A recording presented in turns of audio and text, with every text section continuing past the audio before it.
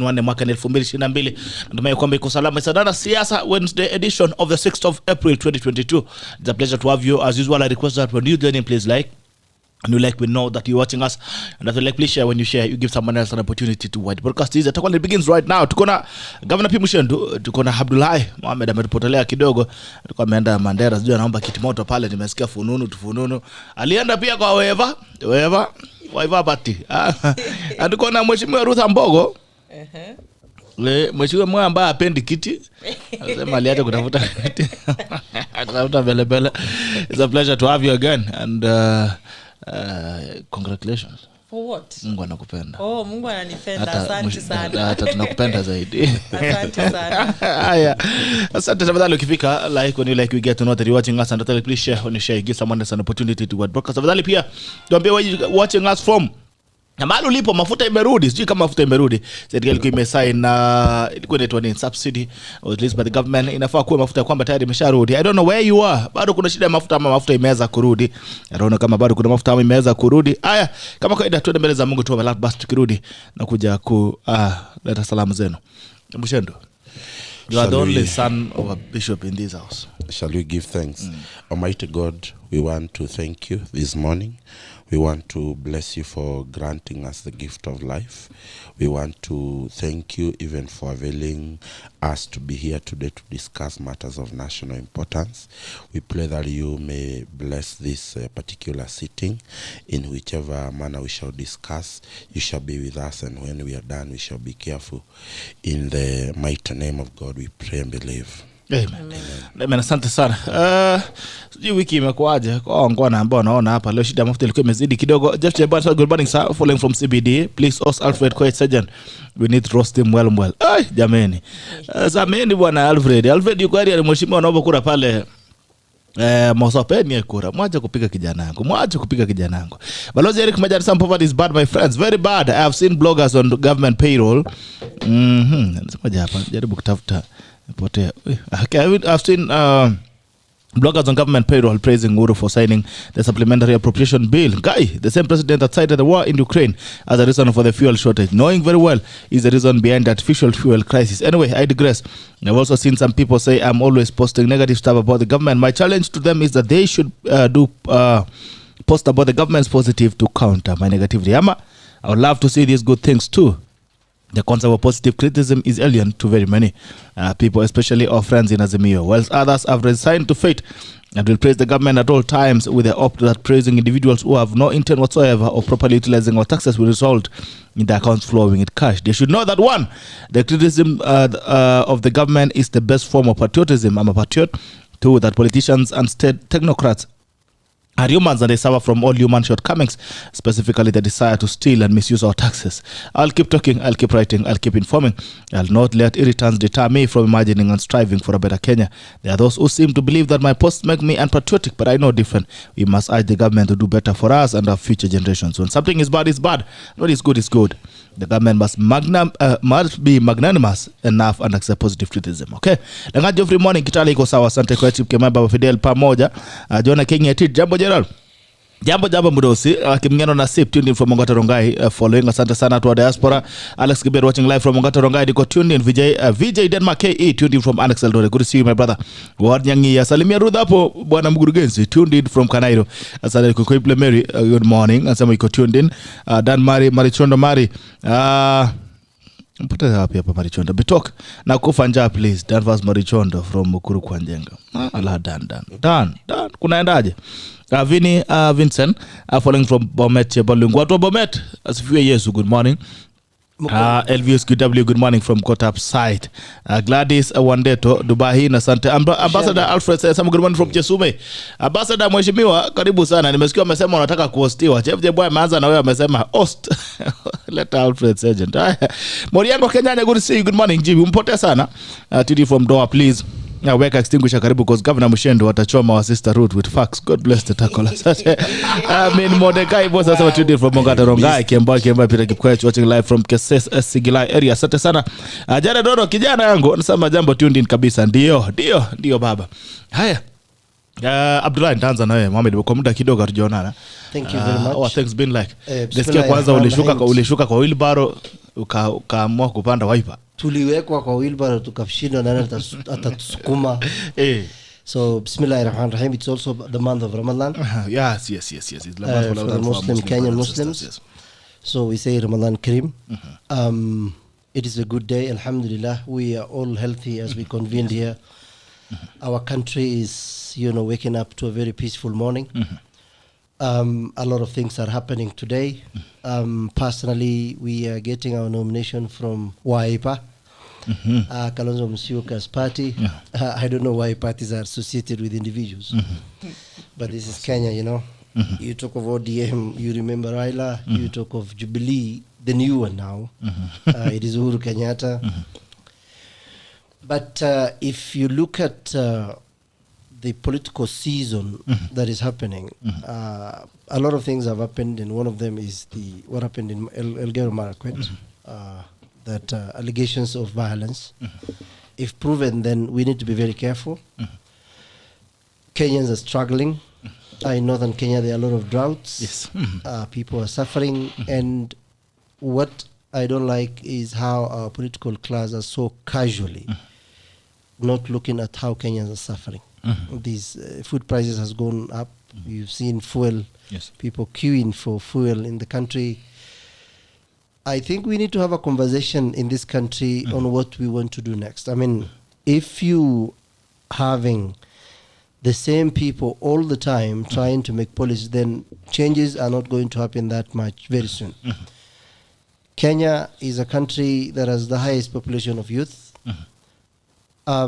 I don't know whether people have watched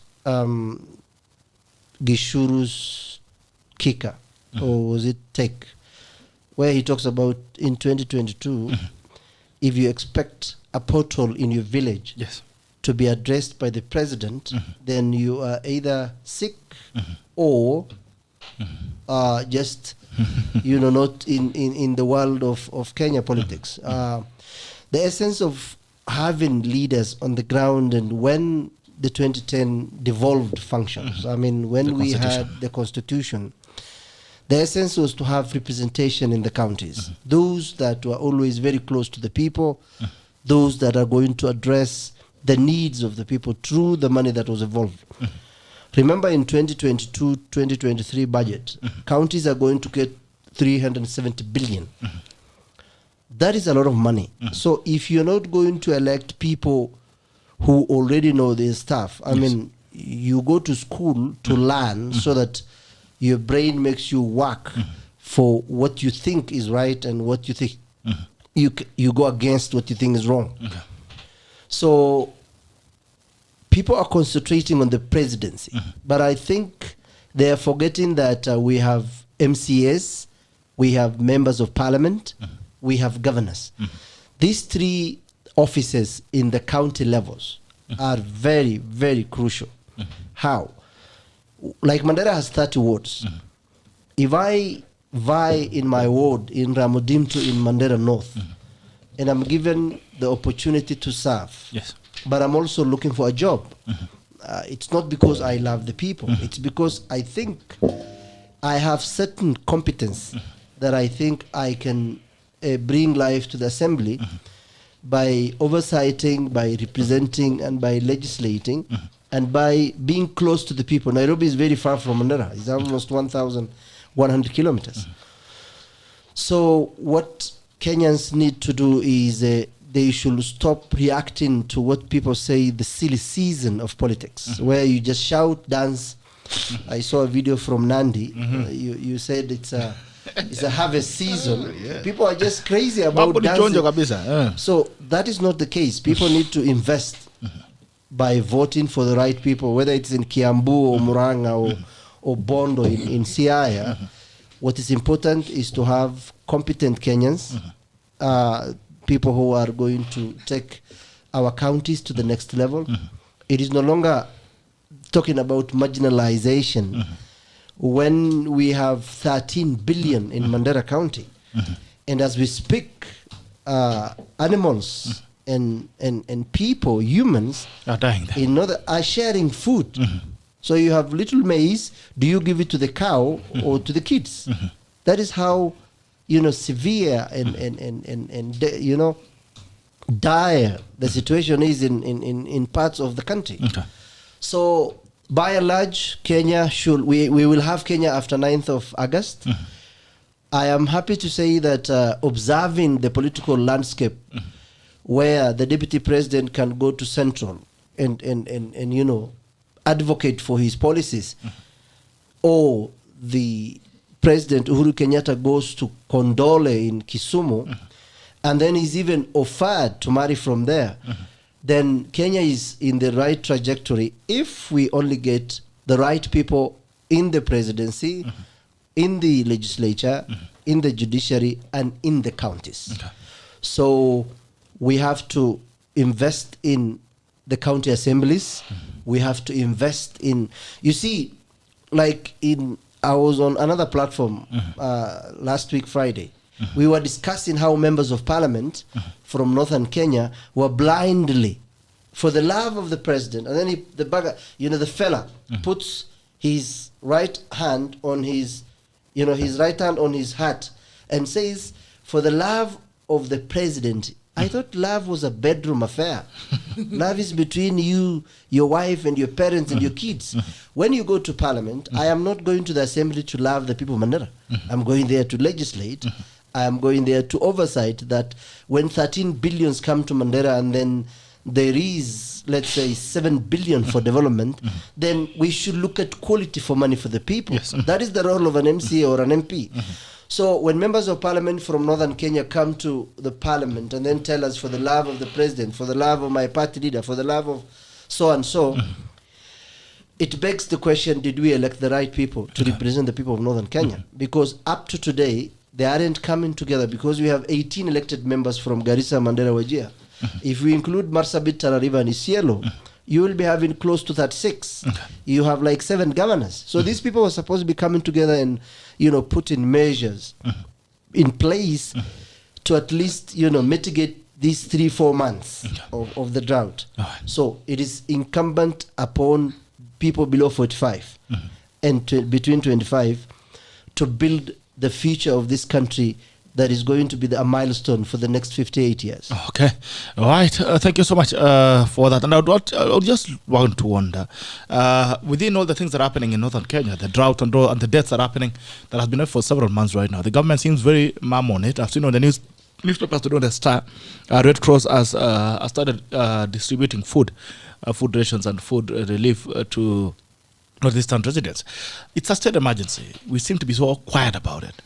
What do you think is the problem? Is the problem your local leadership or the problem the national government? Because this is a national government issue. Well, it is a national government, but it is also the local leadership. I mean, if the voices are not loud on the ground for those who are elected, then the national government will wait until the voices are loud. Because in this, time of economical hurdles, the government has no money to spend. Even if it does, it is maybe it has intelligence that it's going to be worse, and then it's going to act when things are a bit late. I'll tell you the failure of northern Kenya leadership. Now, in Mandera County, we got 13 billion in the last financial year. The last time they did investment in agriculture was in 2013, 2014, 2015. Because the resources that go to the agriculture, docket will mainly benefit the locals, because you buy tractors for ploughing, you buy seeds for planting, you train them on the modern or contemporary modern farming, or using piping so that water is scarce and then it's utilized. Then you have providing engines for irrigation and all these things. Now all those things benefit the local man. But those in leadership will want to make quick money. So if they invest, let's say, in a dam somewhere at a project of 250 million, I am reliably informed that the executive will ask for 25 million upfront. There is the issue of 10% in the counties, especially in northern counties. There is the issue of misplaced priorities of projects. Now, Mandera has had no infrastructure, yes, but you need both the infrastructural need, but don't forget the social need. That's where you at least, like, let's say, if you say you're going to give 4,000 to every elderly person above 70 years, in about 2,000 of them or 3,000 of them, you will need less than $1 billion for the whole 5 years, because about 120 to 150 million. So the priorities of the leaders from northern Kenya is about making money. I'm told most of the governors are building mansions in Karen, they're buying houses in Dubai, they're building buildings in Italy, they have pocketed the ESCC, they have people at the Auditor General's office or Treasury. So even if you complain as a public, and then if today, let's say as an MC, I send a letter to any agency, the letter is what's up to the governor. That is how indecent and lack of integrity our systems, even those who, because a system is as good as those who are controlling it. Okay, all right. Governor P. Muchendu, acha tuende kwa Mulimu kwanza. Wa baba aje kidogo. Haya. Ruth Ambogo. Yes. Habari yako mheshimiwa? Usisahau mama. Niko salama kabisa. Hapana, mama ni msichana. Mama Ida. Niko salama kabisa.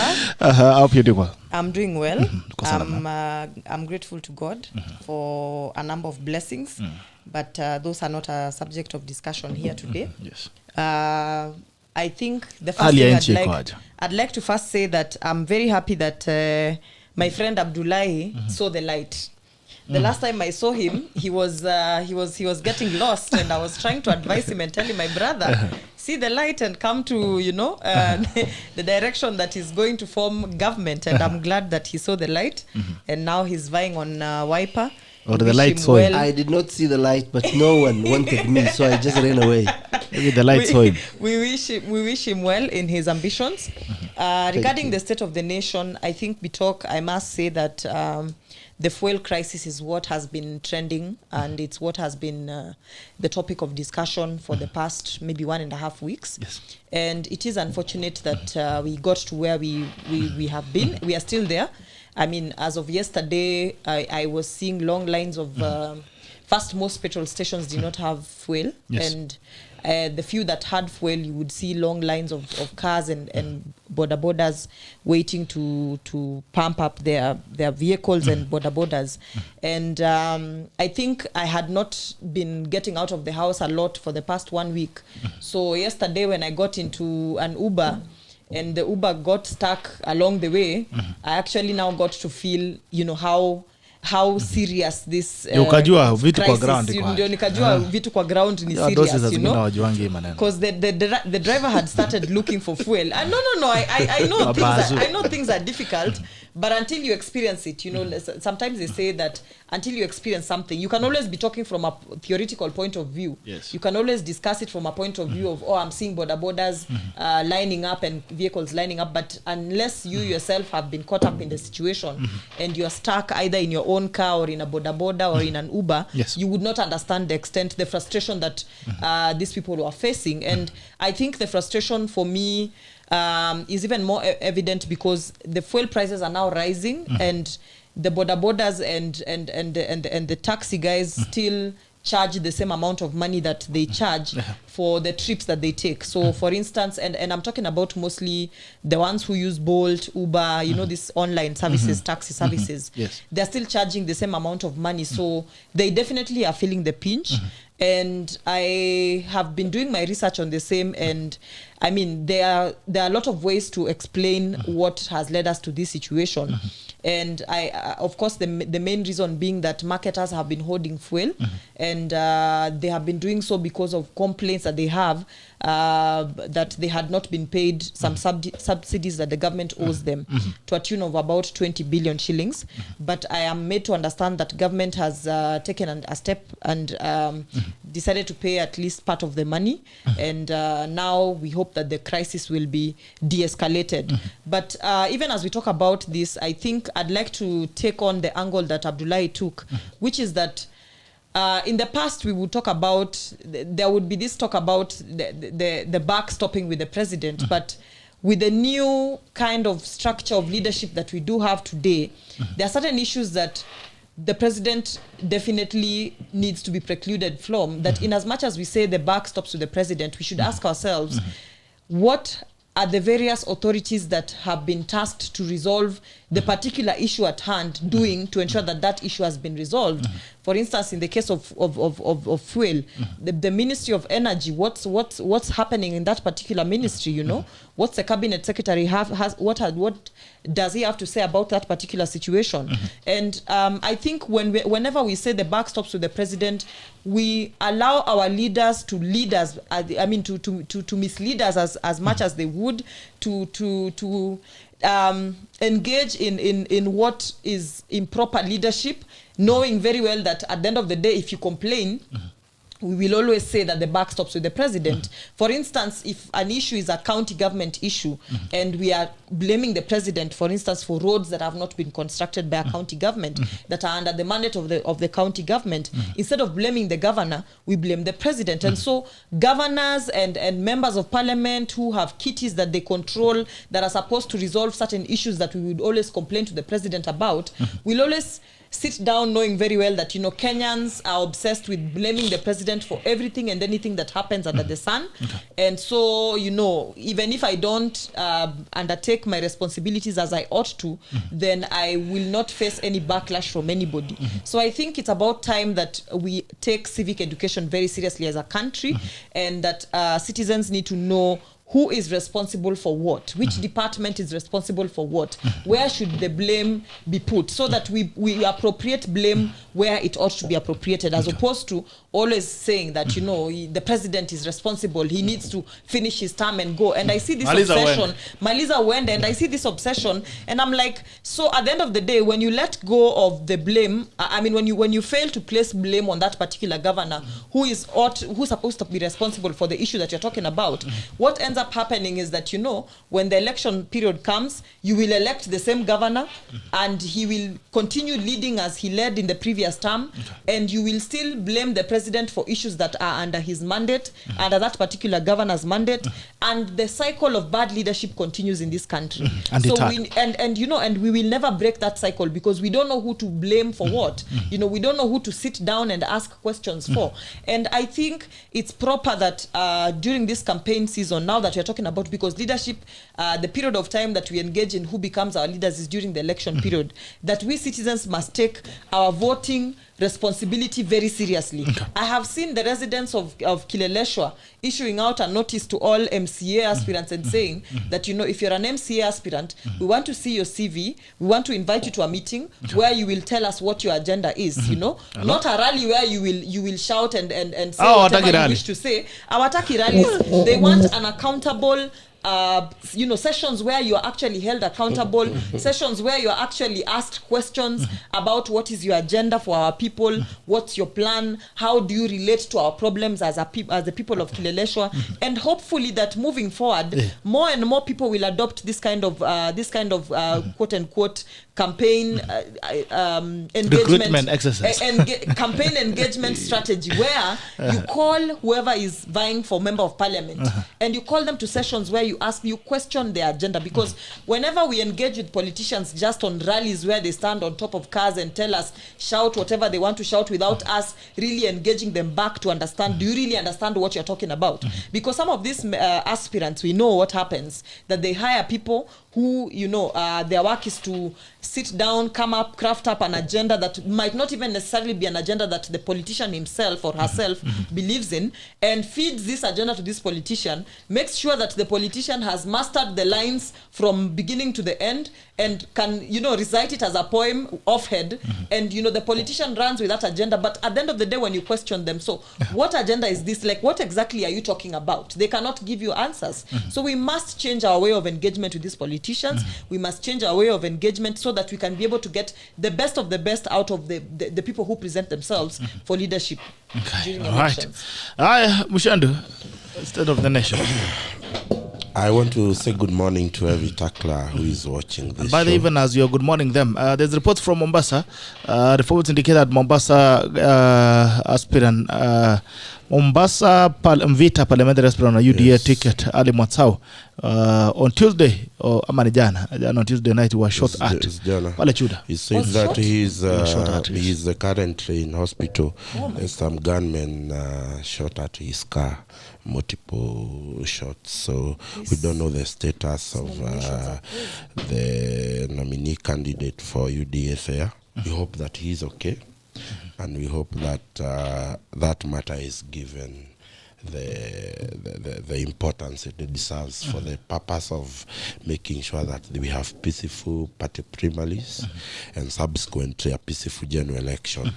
Otherwise, I'm good this morning, and I've missed the show for I think 2 weeks now, but I'm good to be here, and the state of the nation remains the same.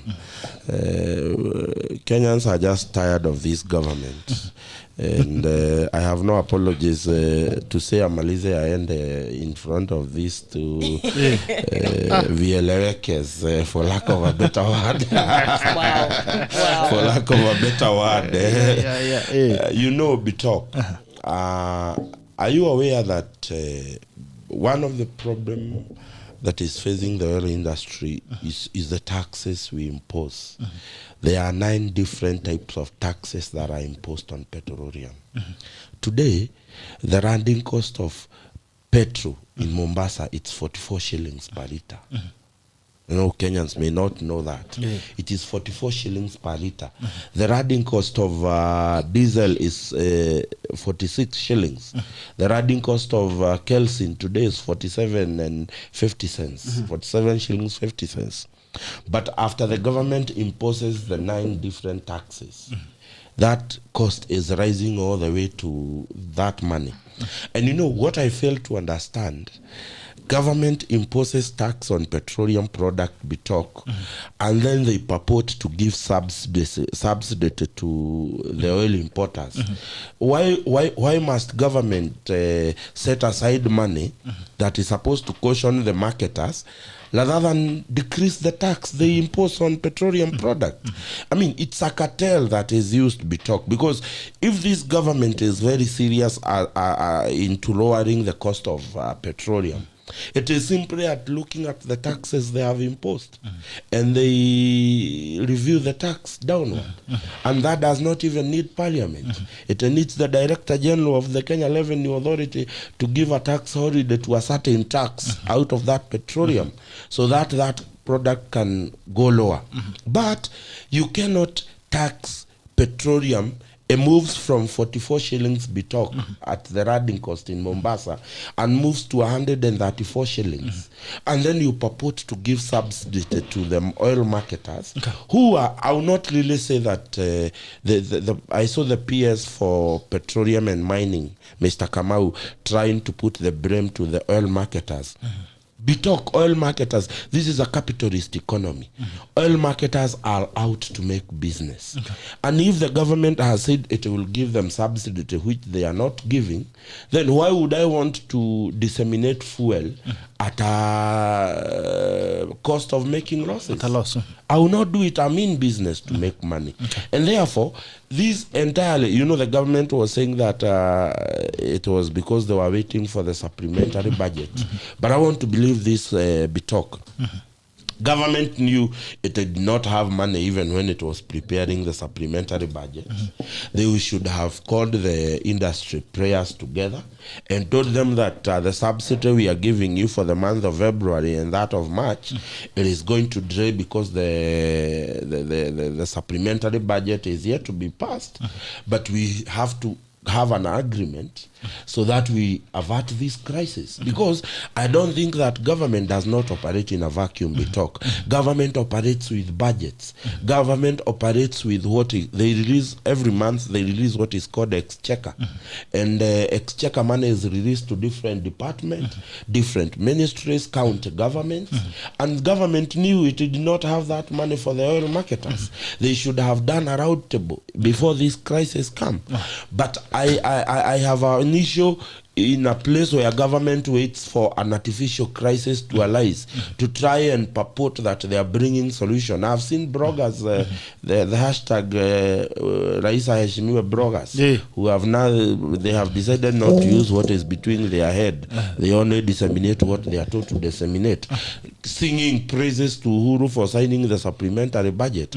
I mean, this is an artificial creation of government. Why should we applaud them for solving a crisis in the first place? They are the people who they are the people who created it. Because I believe personally, I believe there is a reason why the Energy and Petroleum Regulatory Authority exists.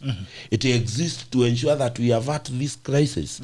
You know, it is very funny when I see Kenya Pipeline and I see the Energy and Petroleum Regulatory Authority come out and say that we have over 650 million liters of petroleum in Kenya, that oil marketers are holding on to, they are holding on to fuel, and they do not want to accept the blame. Because let me tell you, Bitok, if government is giving me a subsidy to be able to sell fuel at a certain cost, without a written agreement between me and government, Bitok, why am I going to sell the fuel at a lesser cost? How am I going to recover my money? Because imagine if the fuel was running in Mombasa at 44 shillings, and this government is the one that has imposed 9 different taxes on petroleum products, and it is telling me that it is going to give me subsidy after taxing me, which is not forthcoming. There is no written agreement that I can go ahead and sell fuel at 120 to Bitok, because there is a written agreement between me and government that they are going to remit this money. So I don't want to sit here and blame the multinationals and the marketing industry of petroleum for a crisis that government could have averted. Government ought to have, you know, we are talking about how many billion? This is money they could have raised from local banks and paid the petroleum marketers, and then recover this money when the supplementary budget comes.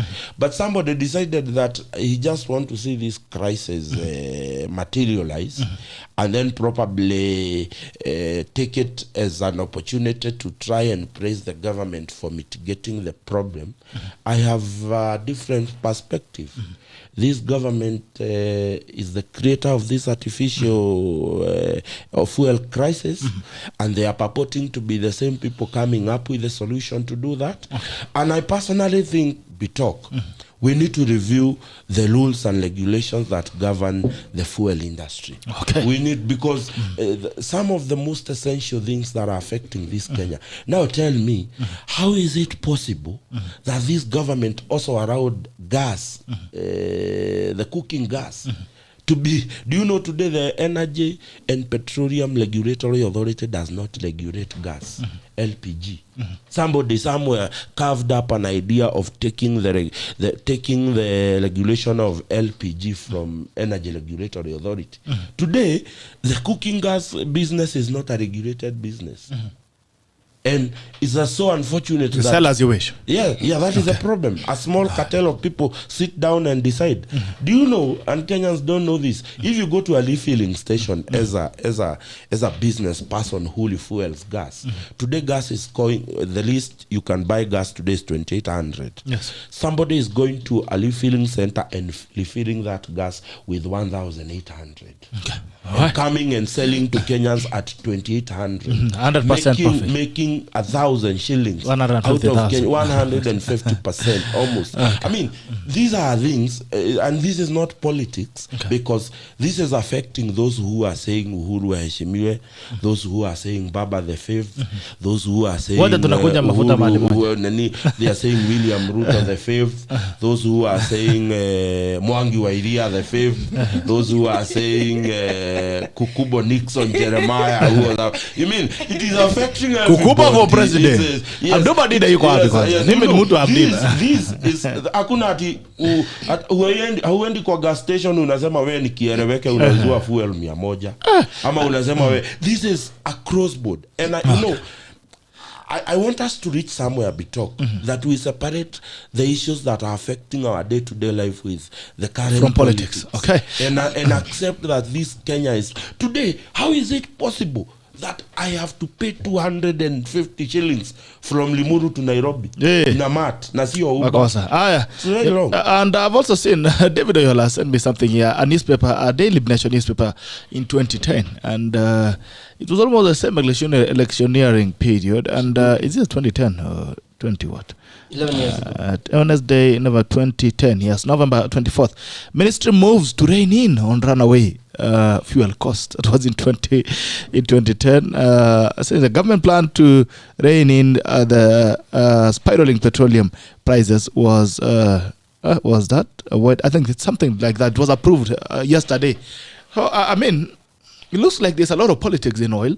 And also another question here on YouTube from Zan Kips. He's asking, good morning, Gerald, and the panelists, where is the national oil? Just asking as a concerned Kenyan. Because then, if the government is a player in the industry, it should be able to regulate the market as it is. National oil should be selling these are the taxes that they tax very quickly. They will tax you the excess duty. They will tax you the road maintenance levy. They will tax you the petroleum development levy. They are going to tax you the railway development levy. They will tax you the adulteration levy. They will tax you the merchant shipping levy, the imported declaration fee, and value added tax. Those are the taxes. And I have a problem because I do not see the railway development levy. I remember there was an issue when this tax was being imposed on petroleum products, because that particular tax on petroleum products, it is not consistent with what the normal mwananchi is paying. Okay. If I have imported my vehicle in Mombasa and I'm taking it from Mombasa by road to Nairobi to come and operate, I do not understand why you have to impose the railway development levy on everybody, and not everybody is using the railway services.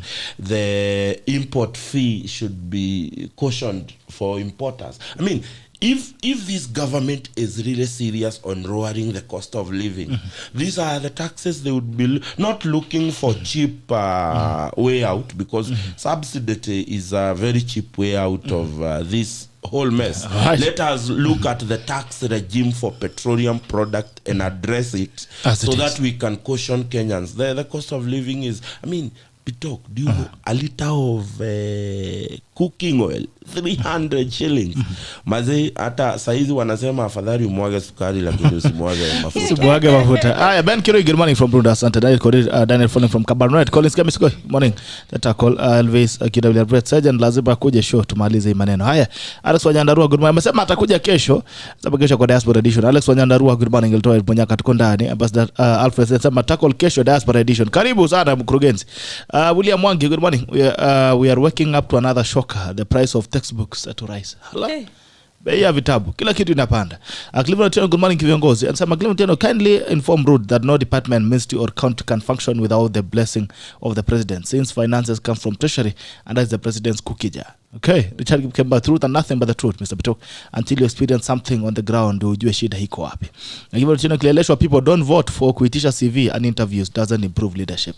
David Oyola, this UDA should meet me next week. Unaitwa governor, unaitwa na Oyola. Anasema he wants to face you next week. Anytime, any day. Ask the governor to explain the significance of shaving our Mau heroine. Okay, and I think that's some of the issues that have been running. That's some of the issues that have been running during the week. David Kitu watching from Kapsabe Robinson Letepan, tuned in from Nairobi Gigiri. Well represented, a good question. Asante. Gerald Arab KHK. Gerald Bitok, the government is just stamping that they are good to offer subsidy to fuel. My question is, where do the government get the money if not from us? They pocket you, then they say, we are very happy to give you this money. First of all, two things that have been running. Government operates on taxes, so we must be taxed. Okay. That we can't complain. But the problem is, how do you use those taxes? Okay. I think after South Africa, someone once mentioned that celebrating government for doing things is like singing for your ATM for giving you your No, I am not going to praise the president for doing his job, because we pay him to do that. Those chase cars, those securities, the privileges he enjoys, it's because of Kenyans. it's not that he's a very credible man and he's the best in this country. That is not the case. Even if Raila Odinga was elected today, or RUTH or anyone else, they will be paid by Kenyans. The services offered to them are because they're working for Kenyans. So they are the highest employees. That is beside the point. What is important right now is today in the Standard, page 6 and 7, the county did not get 146.4 billion that it owes the county national government. Now, if you don't release 148 billion, how do you want the counties to operate? Remember, these are the monies that are released yearly, because the county government does not get 15 billion once. It has to, liquidate what it got, and then if the finances were used well, and then you disperse the rest like that. So the blame is on the national government, but equally on the county governments, because the books are not also matching. If you look at the Auditor General's report, latest, Mandera County has been, condemned for investing money in COVID time that was not useful to the people. And there was the Procurement Act of Disposal of 2015 was also violated. So you don't expect now money to be coming if you're violating the law. Tomorrow, Yatani is going to read the budget. And people are saying that the public might expect relief, but taxes might rise. So the issue is accountability in this country.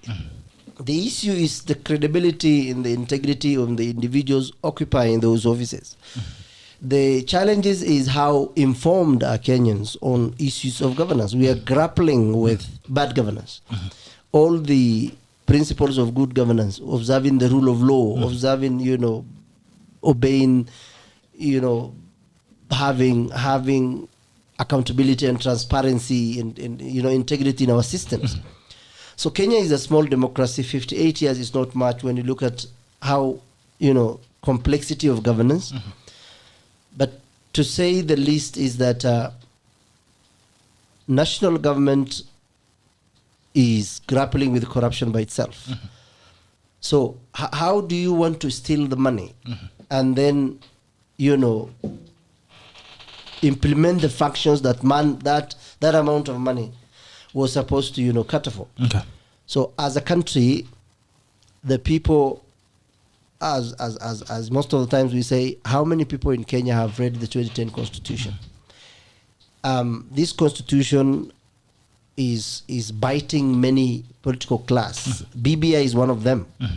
They wanted to do some things, but both the High Court, the Court of Appeal, and the Supreme Court rejected. They did not per se reject. They told them how it's supposed to be done. You see, the law does not reject anything. The law tells you you are wrong in doing this. This is how it's supposed to be done. It's be done.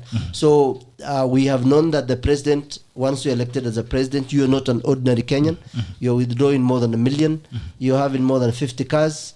We have given you the military and all the government apparatus, whether it's the national intelligence or the DCI or the military or the plane crew. You have all those powers. Now, when you have all those privileges and powers, you can't call yourself a very ordinary person.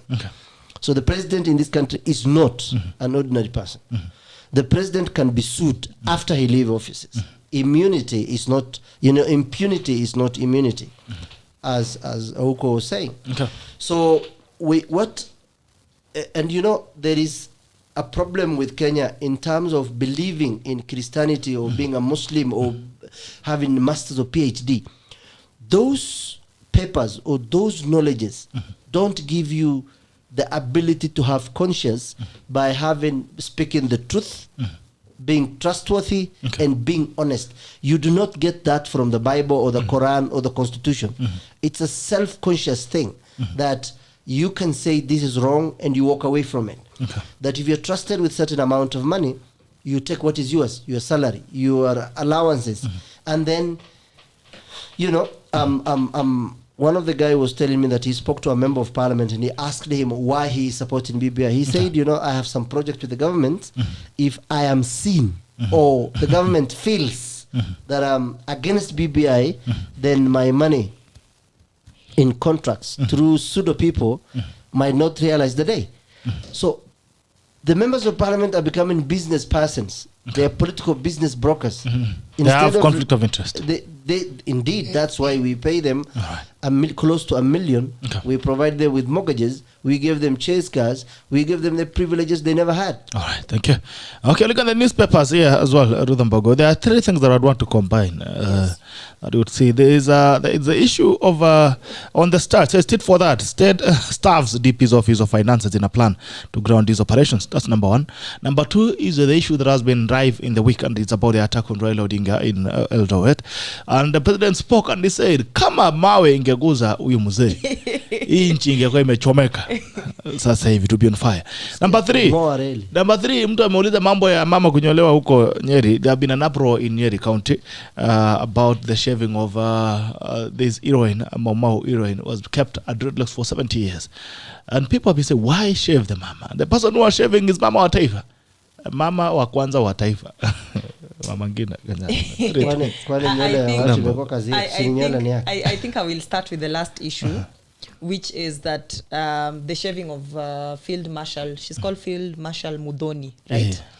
I watched that video and I had not even read people's reactions or people's views and opinions about it. But I got this, it just did not feel right, or it did not sit right with me. And this is because the people who lead decide to lead certain lifestyles based on experiences of their past, based on past experiences that they've had, and they choose to live a particular lifestyle in commemoration of that experience. So what I don't understand is what informed that decision.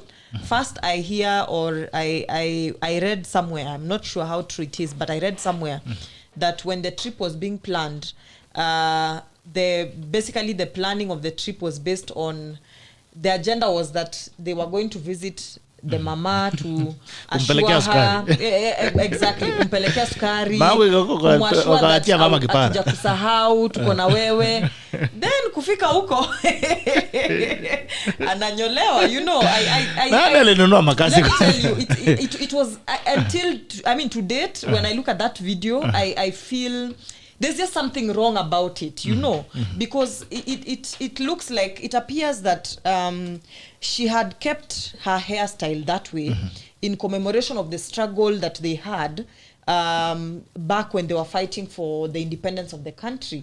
And basically just, it was a sacred, her hair was sacred to her. Yes. And I was reading a friend's narration of one time of how they met her, and how she seemed to depict, you know, she seemed to basically she seemed to say that the lady had held her hair so sacred, she would not even let anybody touch that hair. And then when you look at her facial expressions, she seems to be unaware of what's going on until, you know, later on in the process of her hair being cut, that's when she appears to realize, oh, this is what is going on, you know. So I don't know, I'm not a Kikuyu. Maybe it's a tribal thing, it's a traditional thing that's going on. Maybe it's traditions, maybe it's supposed to signify something. I had some people saying it was supposed to signify the end of a struggle. So what is really this end of this struggle, you know? And how is it ending? You know, where is it ending? How did it end, you know, in the view of this mama? What can she give, or what can she show out there to, what can she present out there to show that a struggle has ended for her, you know? And did she express anywhere that she feels that a struggle that she's been going through, or a struggle that she feels she has undergone, has come to an end, and therefore her hair needs to be shaved? So I mean, it's a very sensitive issue. So it's something that I don't know if it was cultural, and maybe Muchendu will tell us more about that. Moving on to the issue of Raila Odinga being stoned, I think that was very unfortunate. It was very unfortunate that the nature of the stoning was such that his life was actually literally in danger, you know. And one would imagine that if the helicopter was already flying, what would happen to it. I'm not an expert on matters flying and helicopters, but I'm just imagining the risk that they placed Mzee at, which is quite unfortunate. And we understand where we come from as a country, and I think I would understand the sentiments of the president when he says that had anything happened to Raila Odinga, then we would be at a very unfortunate position as a country. And this is because we know that Raila Odinga has quite fanatical following, people who believe in him, people who would do anything for him. And the same is to be said for William Ruto. You know, it is not just a fanatical following that is reserved for Raila Odinga, but it is something that is also witnessed with William Ruto's following, with the kind of love that the people who love him genuinely and will do anything for him. And so we understand that I mean, having that background of the fanatical following that Raila Odinga has, and had anything happened to him that would jeopardize his life, we understand, we all know what would have happened. So I think the president was justified in saying what he said, that we would be at a very unfortunate position as a country had anything happened to Raila Odinga that would put his life at risk. So I think we need to preach tolerance during this particular period of time. And I mean, violence should be condemned regardless of where it is taking place. And I know that a debate was revived about William Ruto also facing, you know, the almost similar circumstances back at Kondele, and apparently people are saying that there was reluctance in condemning the same.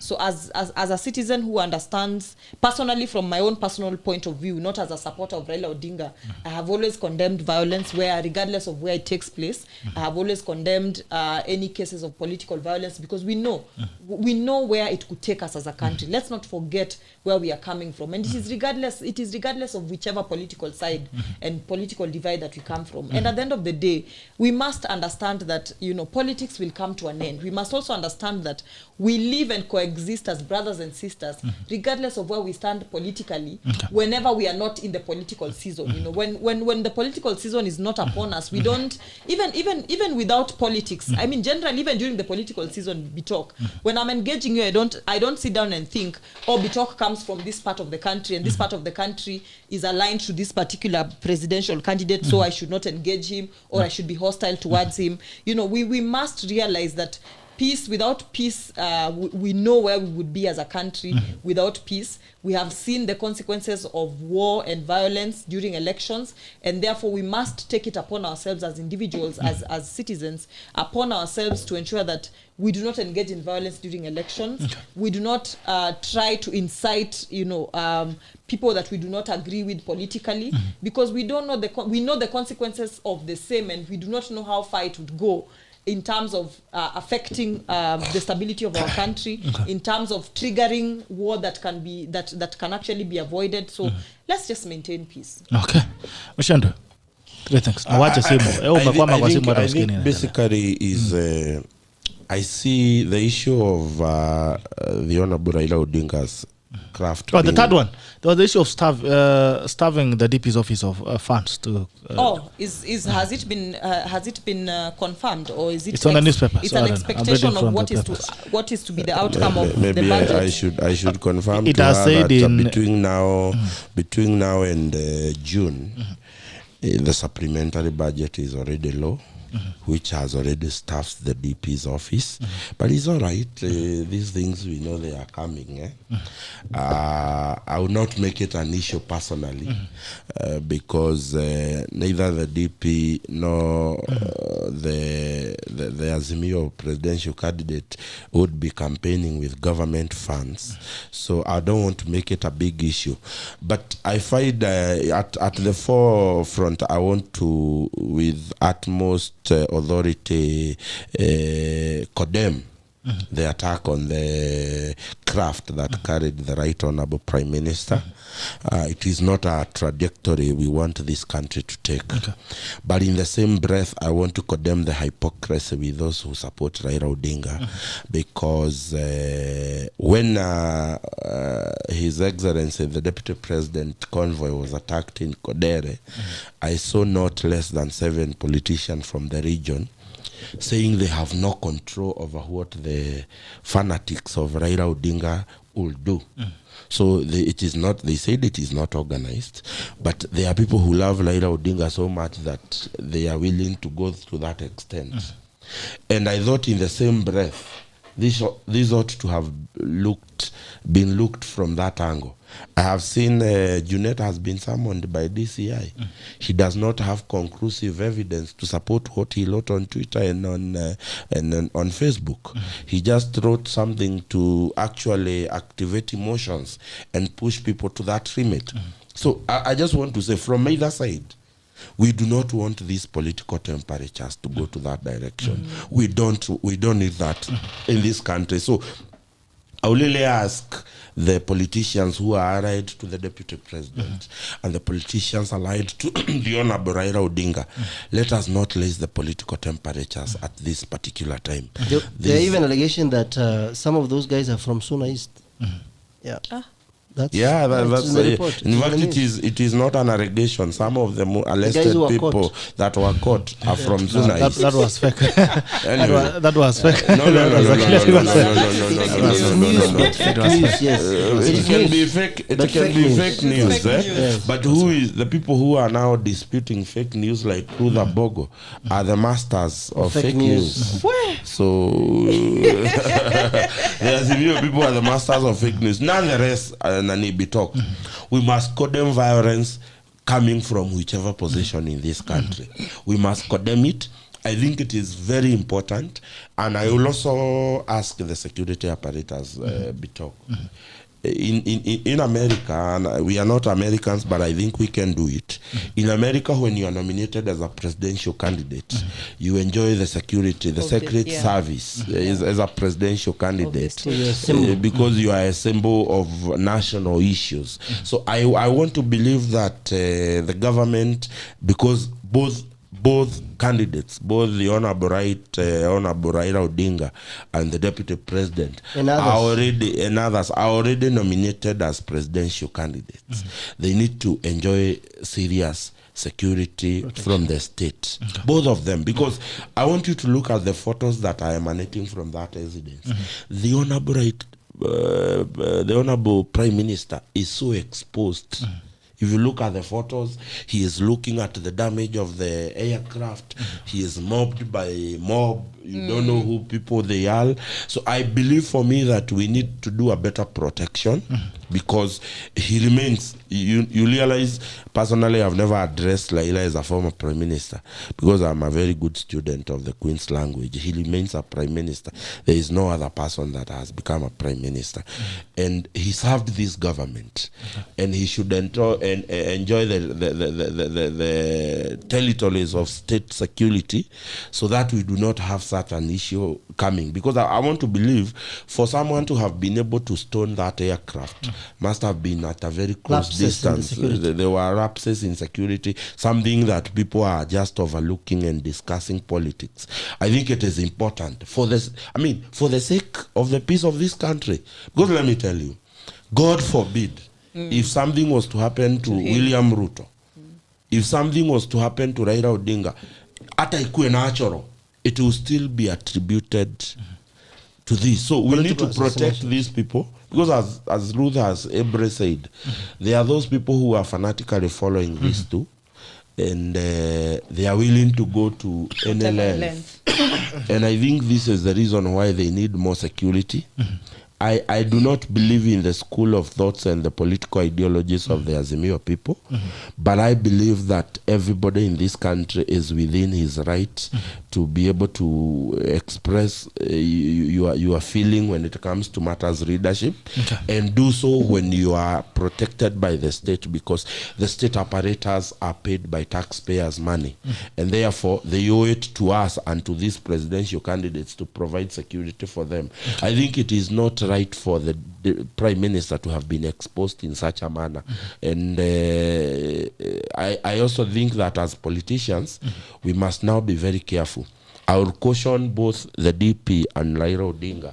History ya kufanya makampeni majioni usiku hii kitu tuachane nayo. Like sasa, with all honesty, you find politicians are attending barrios at 5 p.m. Yeah. What are you going to do at 5 p.m.? At 7 p.m., what are you still doing? Campaigning, addressing. And I'm saying this with that I know kuna watu watachukua vita wanichape, but I will also urge the DP at this time where we are starting to see that vehicle. I have just seen the vehicle for that Muvita candidate. It has 20 it has 20 gunshots. And the one vehicle has MCA. evidence of 20 gunshots. And the MCA was killed. The other issue. Aspirant. So I think for me, even as we ask government to provide security, as politicians, they must also do things that are conformity with their security. They must, you know, the way it says security starts with us. Hata politician wapatie security apparatus and is the time. Haya mkanywa mama. Mwisho tukianda. Hiyo nako ni mbaya. And I don't want it involves the first lady of the republic, and I promised myself I am not gonna make comments on that issue. I am disturbed as a person because those dead rocks were a symbol of a serious struggle that the Mau Mau have never gotten justice. So the symbolic of cutting those things was to actually cut that line of freedom fighters. It was not for the purpose that Mau Mau, my grandfather and my grandmother, who are now buried, were part of Mau Mau. They were part of Mau Mau. My Guka was a leader of one group of Mau Mau. These people never got their justice. And the fact that the beneficiaries of what you are fighting for are the people who cut those dreadlocks, it is disturbing everybody in Mount Kenya. And I have seen even those people who support the government. They have a serious issues and they have come out. They have serious issues with it. And you know what actually makes me so mad, Bitok? It is the self-gratification facial expression by the former first lady as she's doing it. It is traumatizing. This lady was shocked. Her facial expression would tell you like she's someone under duress. I mean, I would rather it was somebody else who did it. But the fact that it was done by Mama Gena, some of us are choosing to just not comment about the issue because the Mau Mau issue is a very emotional issue for the people of the mountain, and it is disturbing, and it is not going to stop disturbing. I attended a Mau Mau meeting in my village where about 100 Wazes converge. They talk about Mau Mau, very old people who are 80 years and above, and they cannot stop talking about it. Women are speaking about it and they shed tears. They will ask you, Muchendo, why were these dead rocks cut? Yet we are yet to receive our liberation as Mau Mau. And even the grandsons of Field Marshal Dedan Kimathi. You remember the other day, one of them tied himself here in Nairobi because because they have not gotten justice and they are suffering. And we are there going to perform a ceremony to remove dreadlocks. I mean, I wish we were going to do a ceremony of saying we appreciate your values and what you fought for this country, this piece of land. This is what we are giving. This is what we are giving. So I would rather we do not discuss that because it's a very emotional subject for those of us who are coming from Mount Kenya. I've seen even people who are not non-dominant from Mount Kenya speaking about it with a lot of pain. So I think that issue, it's more of a cultural issue. And I want to leave it at that because we have the people who have attained that age in our community to deal with the issue in a cultural manner. But it is a very traumatizing and a very sad affair. Okay. Abdullahi Mohammed, 3 issues. Well, I do not want to dwell much on the event because I don't know much about the tradition of the Central Kenya people. But I'm sure if a lady has kept her hair for 70 years, then she had all the reasons. Remember, I had very big hair myself. And I had my personal reasons. And I was protesting that time. And it became a bother. I mean, when you have hair of protest, like even Koigo Mwere, a lot of people become unease around you because they know it's a protest. It's a silent protest. It haunts their heads. It disturbs them. And they don't know what to do, and some of them will want to get rid of that. The first family has been accused of a lot of things. And if one of them is also trying to destroy the people who fought for the symbolism of the country, among them among other Kenyans, then it's a very rare reality, and they do not have the moral authority to decide what happens. And I don't even know why she's bothered about a woman having her hair for 70 years. That's her problem. I'm sure she was not helping her keep them for 70 years. Keeping dreadlocks not easy. If she wanted to shave, she would have shaved all those years. Well, I do not know. By and large, there's a question people are not asking. BBI is out. 20 billion was spent. What happens? Are they going to repay that amount of money? Do we sue them? So there are a lot of other things that are happening. I will want to be excused because Wiper is having its nomination and first aspirant meeting with the different stakeholders from across the country in Bomas of Kenya. I'll be headed there. But my parting shot will be this. Violence, political violence should be stopped. There is no excuse whether it is Ruth or Raila or Abdullahi or Bitok or Ruth. We need to respect each other. We live in a country called Kenya. I normally say the Kenyans who live in this country are strangers who accepted to live like any other person together. We do not, how many people do you know, Bitok? 2,000 in your phone? We have 50 million Kenyans. Yes. So we are a group of strangers who have accepted to live together. And we must involuntarily we must do so. I found my father in Mandera. I found my grandfather in Mandera. And I was told Mandera, before 1962, it was part of the Greater Somalia. So I am now here. I stay here. My kids have life here. I have life here. I do not want my space to be disrespected. And I will not wish to disrespect the space of others. Whether they are Christians, Muslims, pagans, or whatever they want to do. Those are personal choices. We just need to observe the traffic lights. We respect each other. You don't call each other names. You use dignified language. When you're commenting, you respect other people even. Because respecting other people is not necessarily about Bitok. It's about me. I mean, it's about who I am as a person. Yes. How do I see myself? Is the reflection of my behavior toward others. So we are going to a very silly political season. Emotions are going to be high. I agree there are fanatical followers everywhere. I am not a fanatical follower of anyone. I look at things. I traveled from Mandera to Nairobi, rather Mombasa by car. I was driving myself. I wanted to see the difficulty of driving through the terrains from Mandera. And then because of the economy, the driver will take 25,000 from Mandera to Mombasa. The fuel is close to another 25. If I have a license, why can't I drive my car and save 50,000? So the tarmac road in northern Kenya is not complete. I've traveled by road from Mombasa, from Garissa to Mombasa. And then I traveled by road from Mombasa to Nairobi.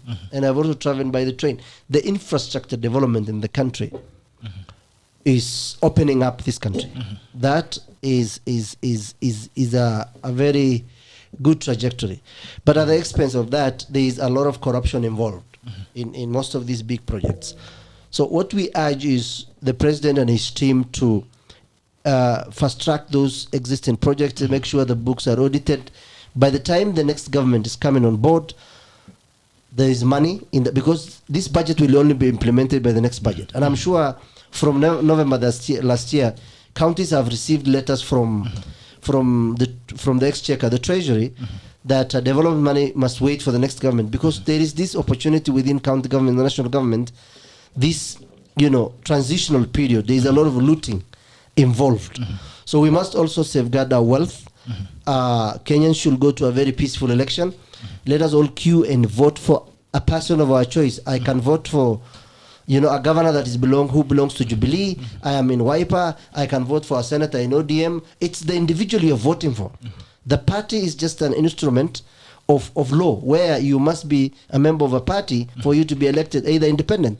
But the individual you elect will have an impact in the next 5 years.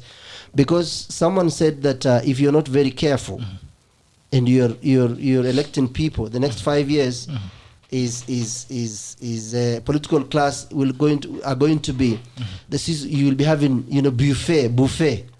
So you have a choice to make from, are you going to elect quality people who respect themselves, people who respect the law, people who respect you, people who will be safeguarding your lives and money and resources. That is what we'll tell Kenyans. Let's not have a country that is destroying itself.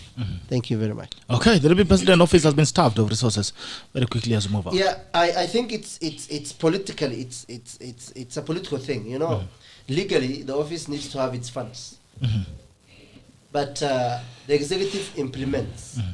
Imagine if the president and his team are trying to punish the DP. They are not going to punish the DP. The DP will withdraw his salary, 1 point something. He will still have the security. You will only, curtail the operations where Kenyans are working. If you say you're not going to release money, then those Kenyans who are supposed to have allowances, travel expenses, workshops, trainings, we are not developing the staff at the DP's office for Uhuru or Ruto. It's for posterity. We invest in the human capital for this country. It's not about Uhuru. Moi came, left. Kenyatta came, left. Kenyatta, Kibaki came, left. But the technocrats that are working today are the investment of the Kenyan citizen. Yeah, why do you think Kenya School of Government trains people? It's because we are contemporary country. We must be, people must be well versed with the law, with the constitution, with the regulations of finances, the regulations of economics. How the world is doing. If it's in, the petroleum, we have experts in that area. If there are 10 departments, then we have experts. So the thinking that you are going to deny the DP's office money is very naive, is very stupid thinking, is very, very, irresponsible. That office, I did my master's with one of the ladies in the office of the DP. Up to today, she's being trained. She was in London, she was in US, she was this, that. That is an investment for the people of Kenya, so that lady tomorrow, if she came from Machakos or Bondo or Siaya, she's going to be a CEC for health. And the skills she acquired through the training done by Kenyan people, so that she works for them, is going to help people. Yeah, we are not employing cattle herders in governor's office. We are employing people who are competent. Thank you so much, Abdullah Mohammed, for coming. It's a pleasure to have you this morning. All the very best with Waiva. Waiva Party is giving out its nomination tickets today. Na Abdullahi anaenda kupotea cheti chake ya wapi? Unaonia kiti. I'm deemed to award in Mandera North, in Mandera County. Mandera North. Oh, okay. Wish you well. So anaenda pale kuchukua certificate. Wish you all the very best. Under Waiva Party, under Azimio. Azimio. Haya, sawa, as you're making a switch. Asante. As you're making a switch, Mushendu, you can make a switch to where Abdullahi Mohammed was sitting. Zaketi pale opposite. Meanwhile, Lazile Mushendu anapiga switch, and remind you that Drexel Roofing is offering you best roofing solutions. The best roofing solutions only happen at Drexel Roofing. Drexel Roofing roofs your wall. Quality roofing shingles, stone coated tires, UPVC water harvesting gutters, waterproofing solutions, waterproofing membranes, APP, waterproofing liquids. And we're still reminding you that we're giving you 3% off. We're still extending a 3% off offer on all Drexel Roofing products, solutions from Drexel Roofing. You can visit them www.drexelroofing.com, so you can get an area of what you want, a wide choice of what you need for your roof. Na pia unaweza watembelea kwenye ofisi yao pale Maneli Court first floor, basi yako inaweza kuwa mambo shwari zaidi. Kusema tumekutuma, wanakupa discount yako ya 3%. Haya, Amwapigie simu 704646664. Drexel Roofing roofs your world. Still want to remind you that Drexel Roofing roofs your world with a wide range of products, very beautiful choices. And we keep telling you that we're giving you two kinds of guarantees. One is a workmanship guarantee of 10 years. We're telling you that when we roof your house, or we give you roofing solutions, we are giving you a workmanship guarantee of 10 years. Anything happens to your roof, miaka 10 basi tuko hapo kuhakikisha kwamba mambo yako inakuwa shwari zaidi. We're giving you a broad guarantee of 50 years. I don't know where you'll be in the next 50 years, but I can guarantee you that your roof will still be there with you. Also, why should you be in a dirty space when the clean space is there to ensure that you are in a very clean space? Clean space, commercial and domestic cleaning company, commercial and domestic cleaning company, wako pale Current Professional Center first floor. Kikimbia pale pia usema tumekutuma kutoka Tako, unapata discount yako kwa njia shari zaidi. Seed and carpet upholstery cleaning, pest control and fumigation, landscaping services, gardening and corporates and hotels. Kimbia pale pale wapigie simu pia kwa nambari ambayo kwenye screen 0790067942 0790067942 ama watembelee tovuti www.cleanspace.co.ke. Clean Space ensures that you're always in a very clean space. That is it from us. Haya, narudi hapa kwenye Mshendu bwana. Hizi nini unaonanga kwa simu yako usongange? Unuange hata kichwa. Utaumiza kichwa, shingo. Shingo itaisha Mshendu. Kwa nini? This is my office, man. This is my office. Zile cooperation na maliza operation kwanza. Unajua zingine kuna ile kitu unafanyanga unachanganyanga. Zile kwa kazi zingine. Haya. There is an issue of nomination, and I think there's a nomination saga. There's already a conflict in Kisii about mambo ya ODM, and the tickets that be given. I think Simba Arati had a lineup which was excluding Ongera. I think Janet Ongera. You know, Simba Arati is a goon, and he thrives in chaos and trouble. That is what everybody has a style of politics, and Simba Arati is one guy that has carved his name out of being a controversial politician in Nairobi. He operates in a manner suggesting that he's like a head of a gang of some kind, and I expected that if he went to Kisii, he's going to stir up the politics there, and he's going to take his style there. So I did not expect anything less from that side, especially where Simba Arati is involved. Remember the other time, it's not Didmas. Who is it that they laughed up sometimes back? It was Didmas. They took away the kofia. I'm gonna say ile vita ya huko ilikuwa Osoro. It was Didmas, yes. Didmas Barasa. And that is the Simba Arati for you. That is how I have known him to operate from the days he was a councillor. Because most people he was a Kanjora. You didn't know? He was a Kanjora. He was a Kanjora in this city. This city. I mean, he did not just machinate from just from somewhere. He has built a career from down there up here, and he operates like that. Basically, owing to the fact of the nature of the people that are in. You know, it is very funny because his constituency. It is both the slums and the high end, and he is also the MP for State House. So it is a mix of the who is who, the mighty in society, and on the other side the lowest in society. And you realize that watu wote wako na kakitu wengi hawaenagi kupiga kura, and that is a fact. So he wants to identify with the kind of people that go out to vote for him. So these nomination sagas will be everywhere, be talk. And you expect that even those people who do not get certificate because they don't deserve them, they are still going to shout that they have not been fairly denied. You see, for instance, I applaud ODM for giving certificate to Grande Swanga. How do you even consider Hili Odhiambo amesema you'll never see it, you will not see it. Theirs is personal. No, that is a cat fight, and we cannot it is a personal cat fight that we do not want to be drawn there. But I'm just saying, how do you even consider giving a ticket to Kindero, who has serious graft cases following him, a person entrusted with the most serious city in Kenya and brought it down?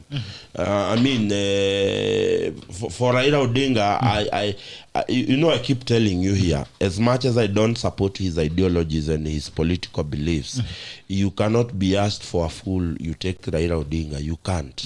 So I think he number one, he is introducing fresh blood into the gubernatorial races in Nyanza. And number two, he's also using the gender card to be able to get more favorism.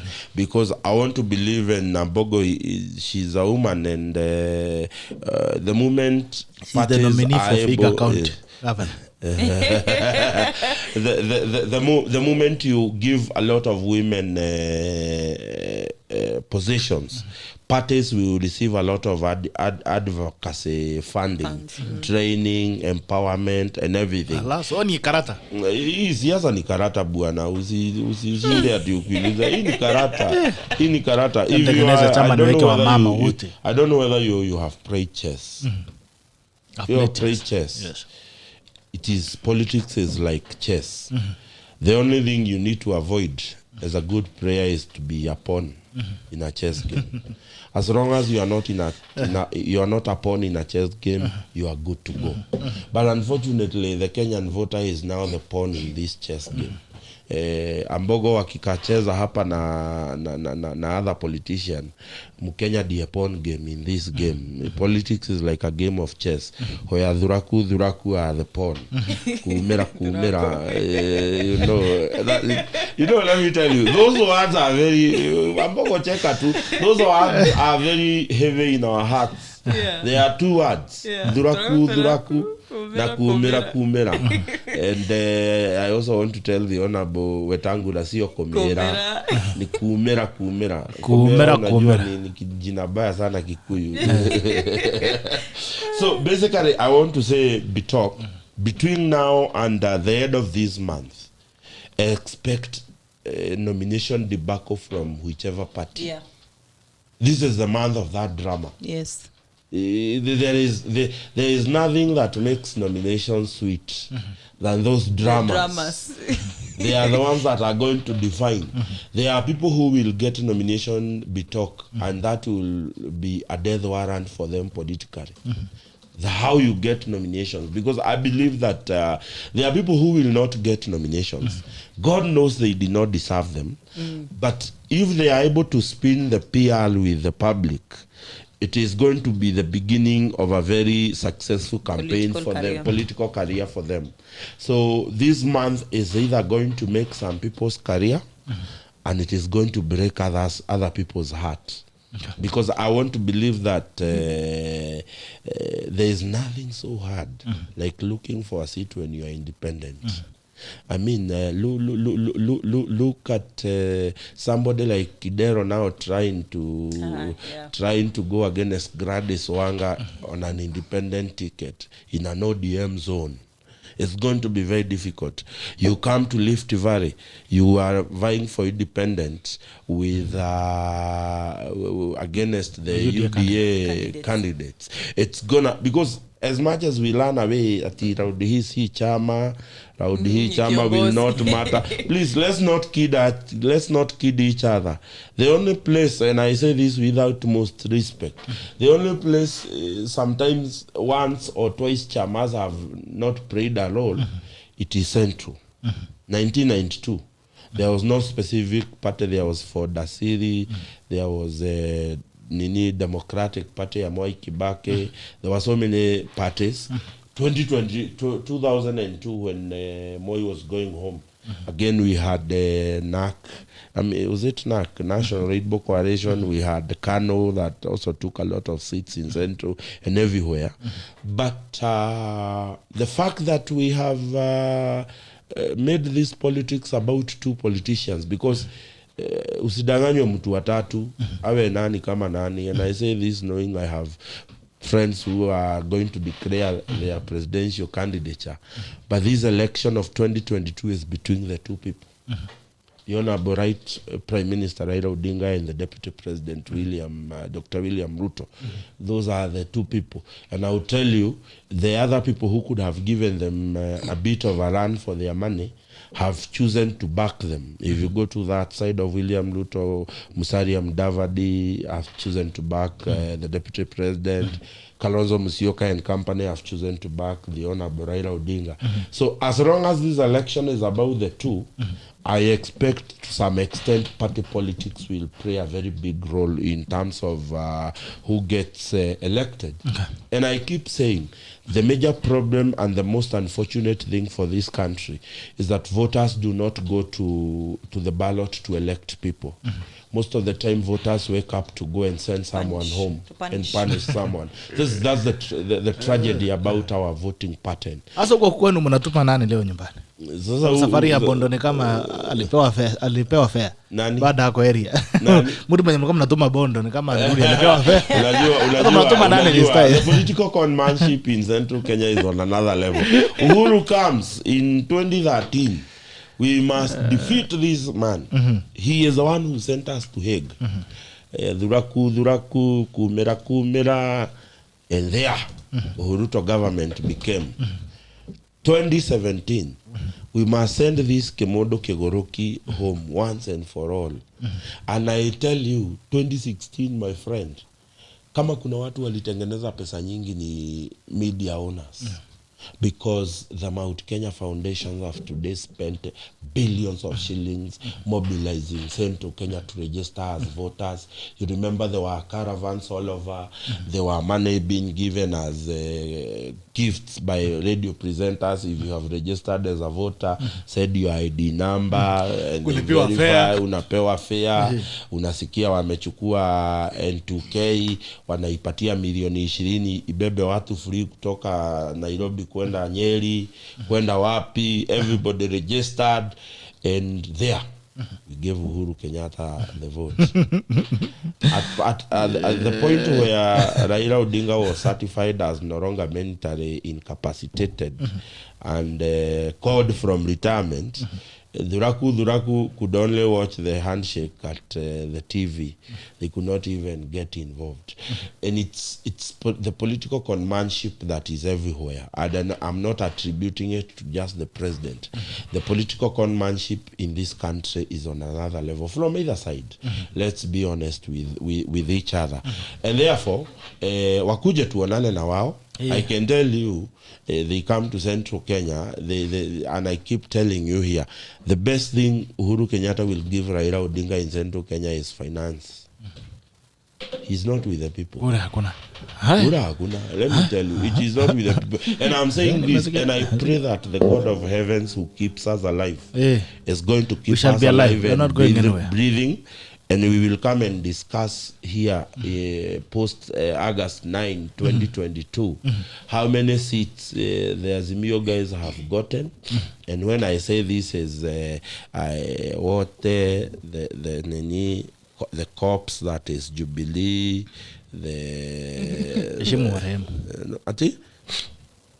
No, in fact, I really apologize for actually mentioning. In our culture, we respect the dead. Sincerely apologize. Wow. AMBOGO.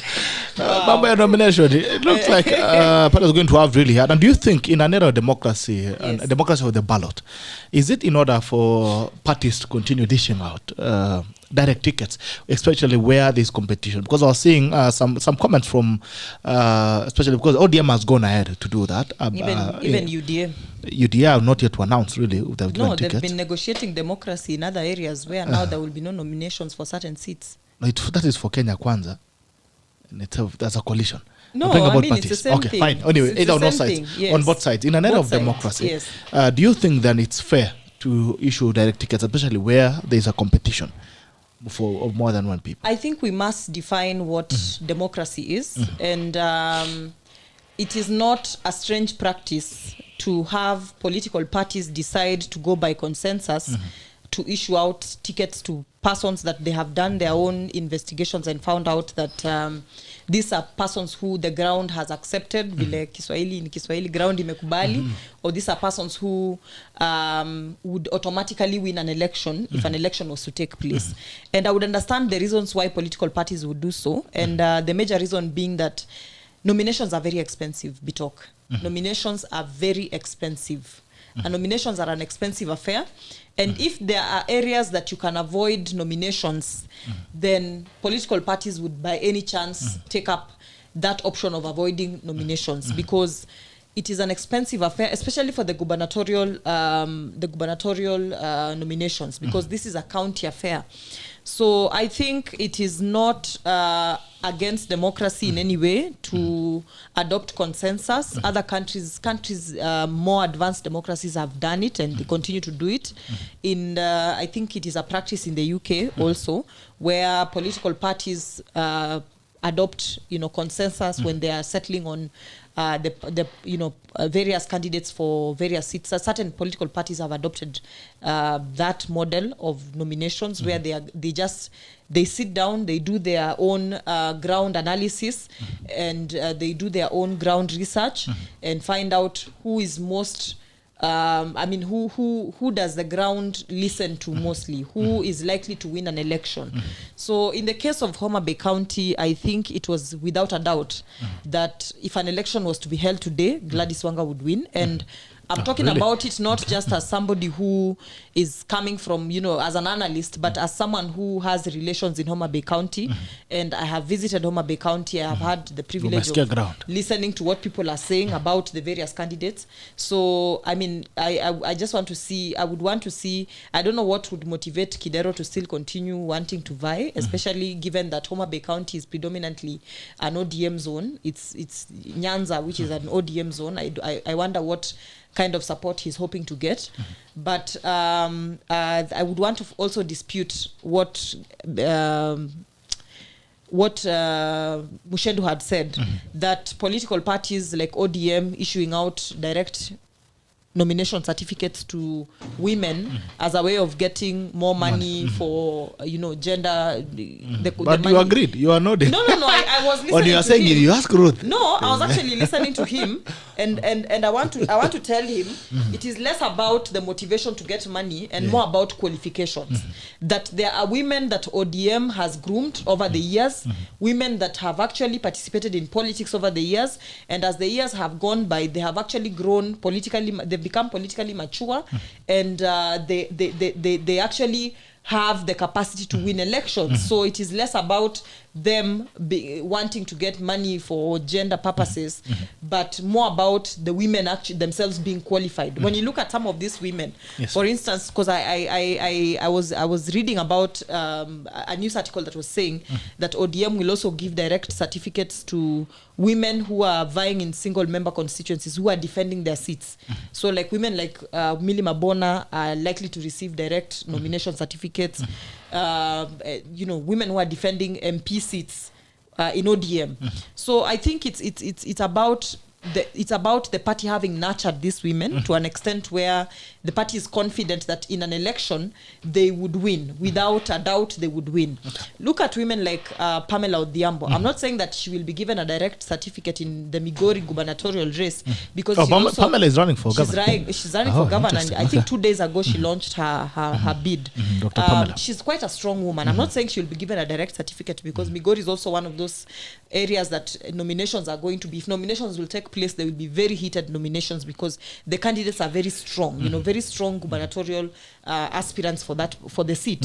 But she's a strong woman, she's a woman who is not one that you'd push around, one that you'd say is being favored if she should be given a certificate. She's actually a strong woman. She has proven it over time as a woman representative, and even in how she articulates herself, how she represents the people of Migori County as a woman representative. She's a strong woman, So I think that is just a way of applauding ODM for having such a proper system that nurtures women aspirants, women who have been in ODM over time actually grow up and become very strong politicians, people that even if the party decides to give certificates to, it would not be something that you'd say they're being favored for being women. And then when we look at the drama around the nominations that are expected, I think expect drama from all sides. As Muchendu has said, nominations are bound to be very dramatic. Expect all manner of shenanigans to come up. I remember back in 2017, in the Jubilee nominations, somebody kidnapped themselves after winning the nominations. So it's what comes with the territory of nominations, that people are bound to just put up all manner of drama, theatrics, but what we are seeing right now is a bit worrying from some parts of the country, as has been mentioned, that there are aspirants whose lives are under threat right now. The Kisii MCA aspirant being murdered was a very unfortunate incident. So aspirants at this particular point need to be very vigilant about their own security. They need to be vigilant about their movements. They need to be vigilant about, everything right now. I remember there's a time I was talking to one of the aspirants who is now vying for governor somewhere, and they were telling me that during this particular period of time, you even need to be vigilant about where you keep your documents. That where you keep your documents at this point, people can come up with all manner of games to ensure that your documents you don't even get to submit your documents in time when you need to submit them. So I think that we need to be vigilant. Those who are in the political scene, be vigilant. Political parties should attempt as much as possible to conduct free and fair nominations, those in areas where the nominations are being held, because the consequences of not having a free and fair nominations is that when you give the wrong candidates tickets and then people begin to revolt, like what happened in ODM in 2017 in Siasa County, where they gave certificates to some people who are not deserving of the certificates, and then the ones who failed at the nominations by virtue of them being denied certificates went and vied as independent candidates and actually won. So the consequences of unfair nominations is that if you fail to give the right candidates certificates, then people might revolt against you. You might end up losing numbers in terms of the representatives that you will have elected to parliament and the Senate and various houses, and it is for the good of the party for free and fair nominations to be held. And also, just as I finish, it is also in the interest of young aspirants for free and fair nominations to be held. Without free and fair nominations, young aspirants are the ones who will suffer the most, because when we talk about unfair nominations, it is always, most of the times, it is always the question of money that comes to play, that who has issued out more money to be given a certificate. So when you look at young aspirants, most of them do not have the kind of money that you would want, kind of money that is expected to be given out, to be dished out, to bribe the various officials involved in nominations. So as young people who are interested in the political process, it would be to our advantage if free and fair nominations are held. All right. Yes. Okay. And I hope it will be democratic, it will be free and fair, because sometimes it should not be seen to be free and fair, but it should actually be free and fair. And as Ruth is telling you where to be careful about, where you keep your documents, careful about what you should also, especially more. You should be more careful about where you drink. If you drink the water of life, if you wash your throat, you need to be very careful about where you wash your throat, because also there are guys who are moving around the restaurant. Anakupea mchele bila supu, mchele bila ndengu, mchele kavu, unakula alafu unaamuka unapata sio nomination peke yake. Gender relation iliisha. Gender relations iliisha. So chunga sana. So be very careful about where you drink and where you socialize, because it could be the very thin line between you and the nominations. Yeah. All right. Finally, ladies and gentlemen, more families sink into poverty amid economic despair. That's on the Daily Nation. Close to 2/3 of households in Kenya are exposed to poverty, leaving them without access to basic public services such as healthcare and education, and new index shows. All right, yes. What do you make of this? And I've seen a woman there covering a Kenyan flag. In sad state of affairs. Yeah. She's looking here. Deep in despair and hopelessness and hunger, covered in a national flag. She's covered herself in a national flag. She's wearing the national flag, signifying the shame that it is as a nation. Your comments, Muchendu? Tukiendanga nyumbani. I don't know. I can't really wait for 9th of August to come. Hii serikali iende nyumbani. And a new government, because whether it is William Ruto or Raila Odinga, we'll definitely have a new government past August 9th. And I hope haitakuwa serikali ya kufanya mambo kiholela.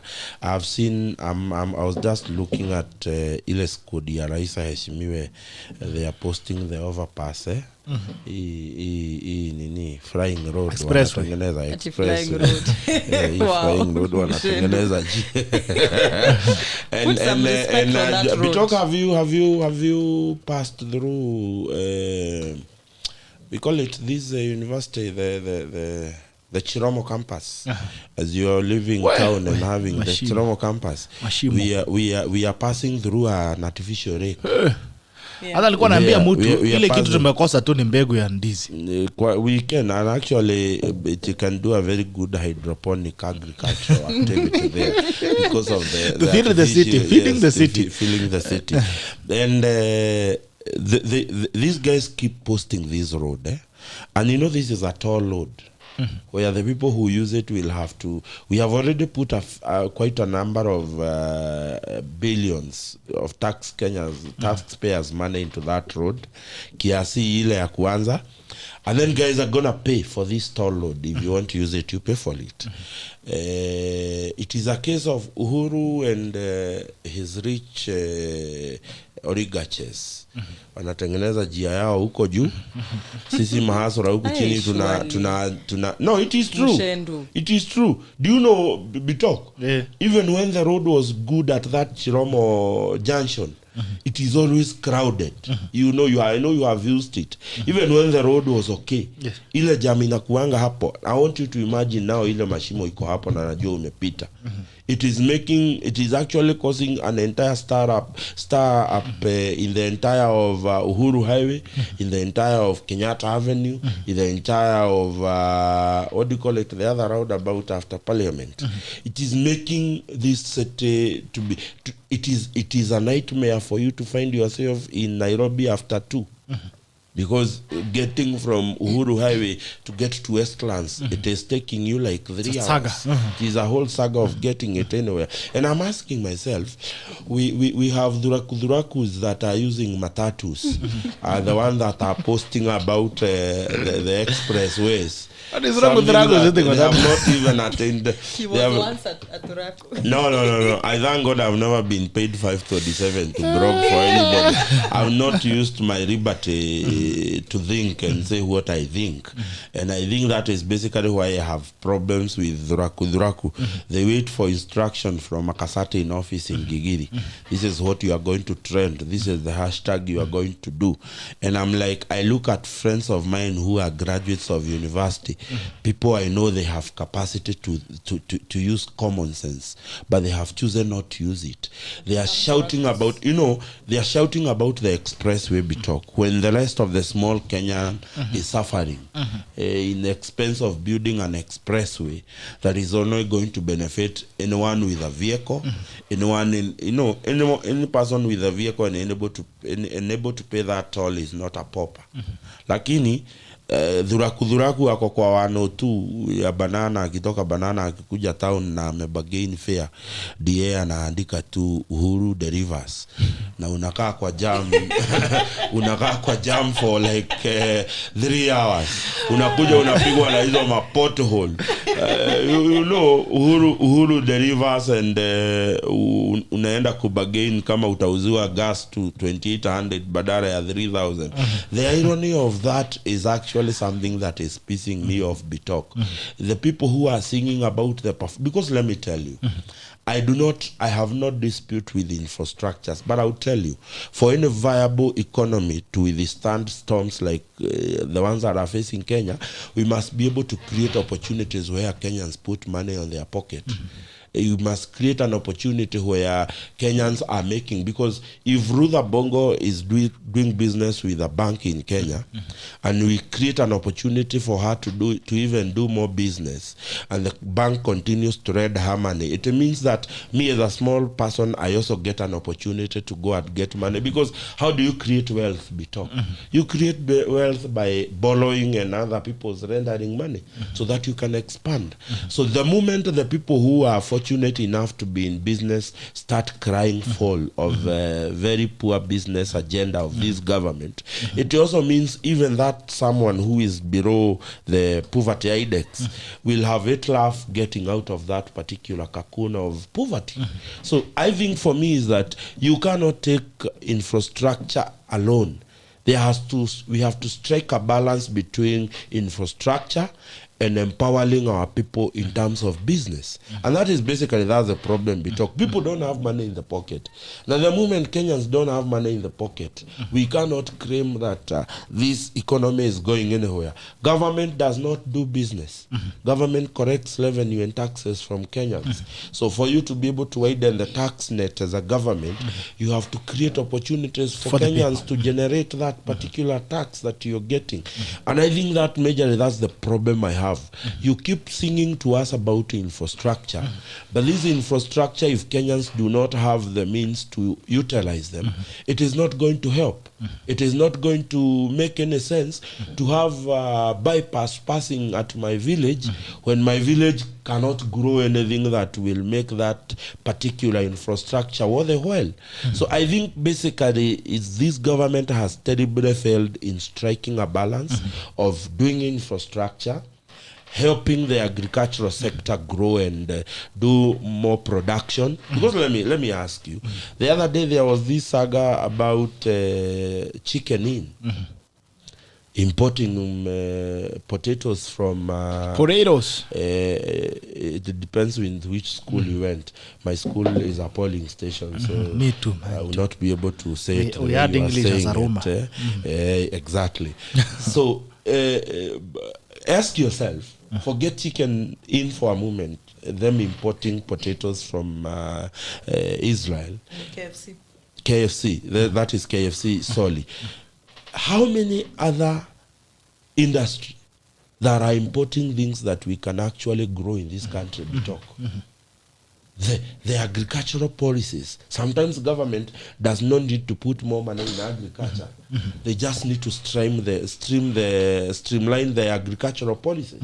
I see us importing eggs from Uganda. Why are we importing eggs? My friend, and I want want you one day, my brother, when you have time, visit Wangige market during a market day. I think it's on a Friday, and see the eggs. Ile mayai inakujanga hiyo soko inaitwa Wangige. You'll be shocked why we import some things. Today, and I say this with authority, is only one company in Kenya that is milling and processing sugar from the Kenyan farmer.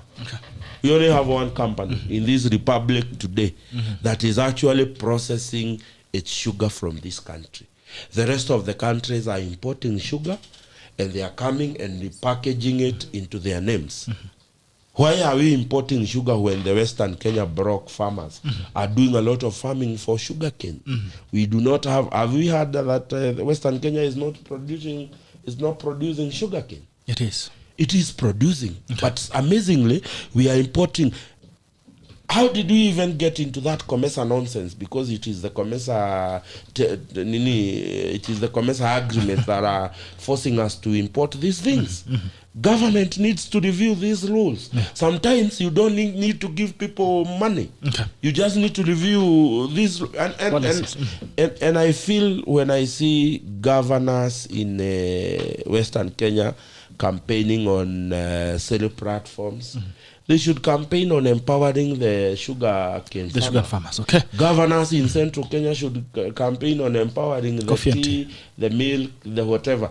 I think basically, if you ask me, it is a failure of government to implement the regulations and bring laws that are going to help the smaller mwananchi being able. Because today, one of the problems that the country is facing is that person called the middleman.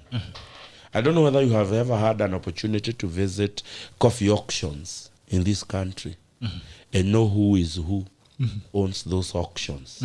And that is the reason why a farmer, the middleman is getting the rice twice or the rice is what the farmer is getting. And basically, I think the wrong people who are reaping. No.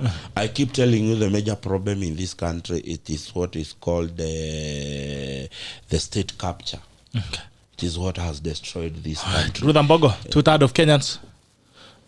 Is there 2/3? Yes. Kenya live without a basic. Okay. Yes, 2/3 of households. Well, deep in poverty. When the independence government came to power, I think they had three main agenda to upon which the government would focus its goals. And that was the elimination of poverty, illiteracy, and disease. And disease, yes. And it appears that all these years down the line, we are yet to get there. And the truth of the matter is that there's no country globally that has achieved perfect social welfare services for their people, where you'd say that the entire population is actually receiving social welfare services at 100% capacity. So I think we have a long way to go. It is saddening indeed when you see images of such as that of, a clearly starving mother and child wrapped themselves in a Kenyan flag. It evokes a lot of emotions for anybody, regardless of where you come from. It evokes emotions of pain, emotions of, especially when you can be able to afford a meal. You ask yourself, what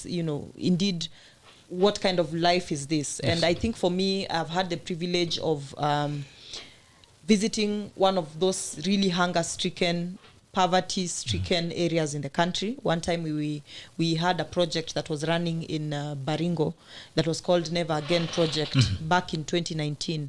And it would be so disheartening when we were moving around with, those travel buses the travel buses with a capacity of about 30, 40 people. And along the way, you would be stopped by young kids who all they want is just a drop of water, So I think it's upon government to ensure that these situations are alleviated. It's upon government to ensure that its priorities are right.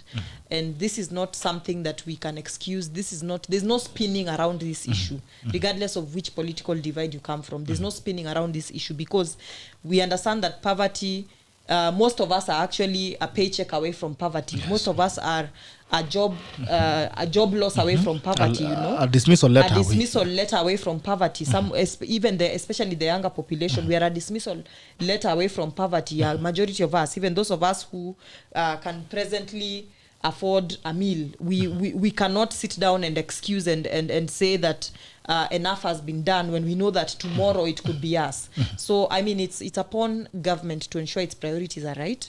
It's upon government to ensure that its policies and agenda is aligned towards ensuring that the most basic of services reaches majority of Kenyans, if not all. So for me, I think I will leave it at that. That whichever government we elect to office, I mean, the present government and whichever governments we elect to office must have their priorities right. Okay. Yes. All right. Okay. Ladies and gentlemen, it's been a pleasure having you. Okay. Taniangalia hapa kuna comments ambazo zilikuwa hanging hapa. Edwin Ruta anasema liko locked, asante sana. Mohamed Abdullah Abdi from Isiolo. General Betoki, oil marketers can cause shortage and instigate crisis. Then the Kenyan economy is susceptible to economic sabotage. Okay. Alan Mudoga watching from Lusengele. Ruth AMBOGO tuko locked in, asante sana. Cleveland Otieno still makes me angry. She was defiant given the plight of Mau Mau, but someone felt it was important to end the struggle. The lady seems to be poor. Okay. Clementino, on the stoning of the helicopter, I love Baba, but some reservations on the whole thing. Arab HKE, I hope you have seen Ruby striding all along a fuel crisis. What is their connection to this menace? All right, we'll try and find out.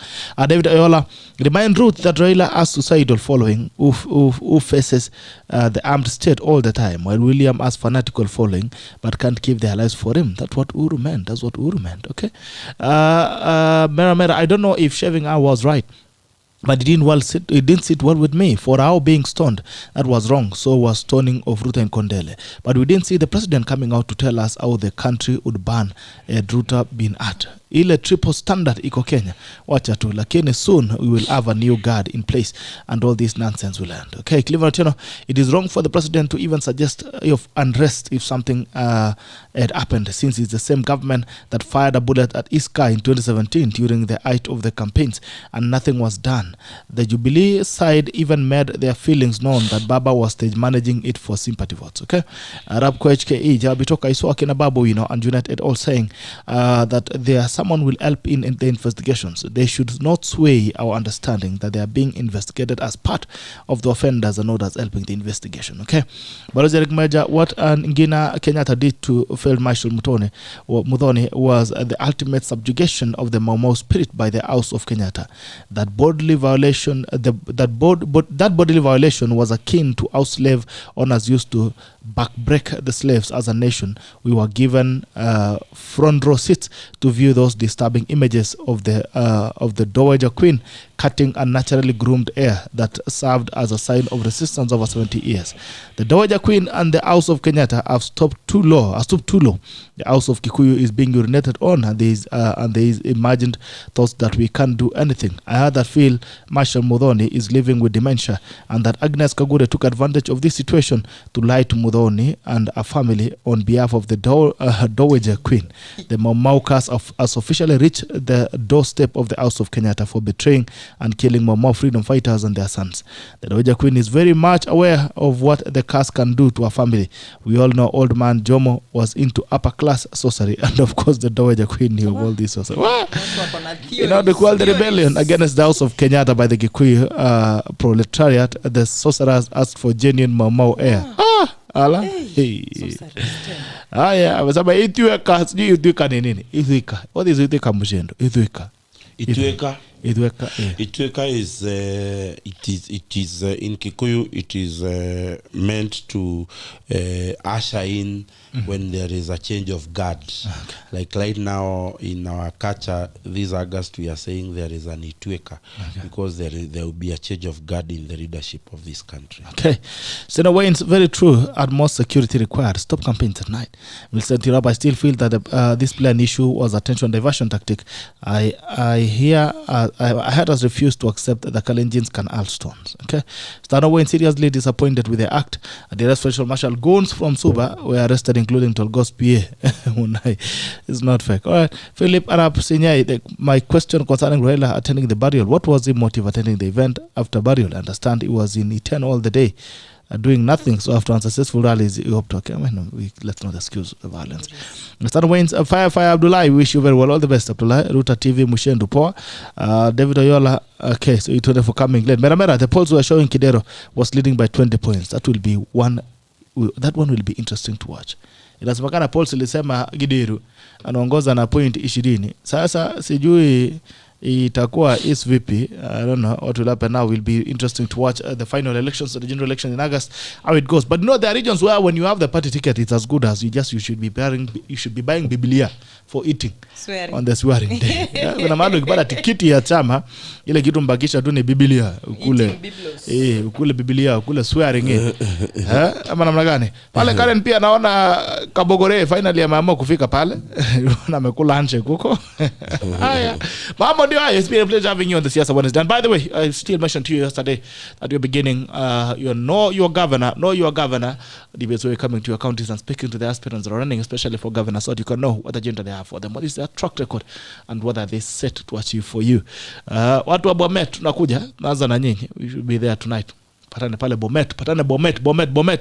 Tunaanza na engineer John Mosonic, akifuatwa pia na Governor Barchok. Tumemwekea tunateremka pale Kericho kidogo, tutafute majamaa very interesting names. Kericho kuna jamaa anaitwa Transformer ambaye ni former CS Charles Keter. Kuna jamaa anaitwa Equalizer. Siasa Transformer na Equalizer.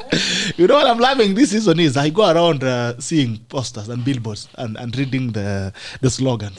Niliona Makadara.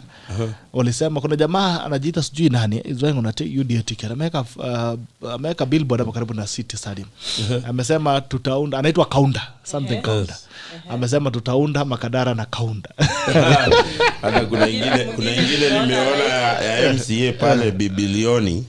Is a guy called Steven Maina Jenga. Ameandika Steven Maina Jenga Bibilioni. Mwingine niliona anaitwa sijui Dick. Akasema Dick for development. Okay.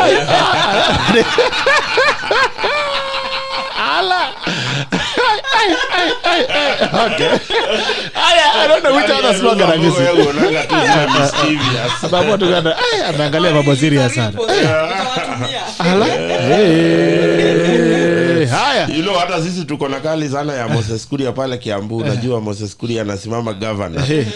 Governor anasema yake pale inaitwa Like Kiambu like Singapore. Like Kiambu like Singapore. Like Singapore. I don't know which funny slogan have you seen where you come from. Slogan ambayo umeiona pale. Huko kwetu kuna jamaa anaomba kura. Slogan yake koti ni moja. Koti ni moja. So it's interesting, it'll be very interesting to see. Anavanga koti moja ama? Walisema yeye ana kitu ako na koti moja. Koti moja. Sasa anaita koti moja. Huko Nandi nasikia kuna jamaa mwingine anaitwa Finje 50-50. Anadhani acha hizo. Nakwambia hiyo ndio mambo. Ya nini ya governor wa Kiambu. Ati governor Nyororokia Kiambu. Nyororokia Kiambu. Oh, I don't know which slogan you've seen there, wherever you are. Si mahali upo, umeona slogan gani ambayo imekufanya ambayo ni very funny. Slogan gani ambayo ina ya siasa, because the political season, it'll be interesting to see what's going to come out of the siasa. It is gonna be very big for development. We have to enjoy these things. Ukiona nyingine, nimeona nani mwingine?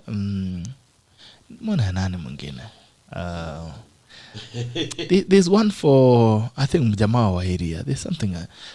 Kuna kingine niliona. Anyway, all right, wacha tuone utatuambia ni gani ambao umeiona until tomorrow. Naona Nolibo ile mzoa anasema no, I think for development. This is watu wa Nairobi. Nimeona ingine. You know the slogan for my party inaitwa kazi na pesa. Sasa kuna madam moja anaitwa Jury anasimama senator hapa na chama cha kazi.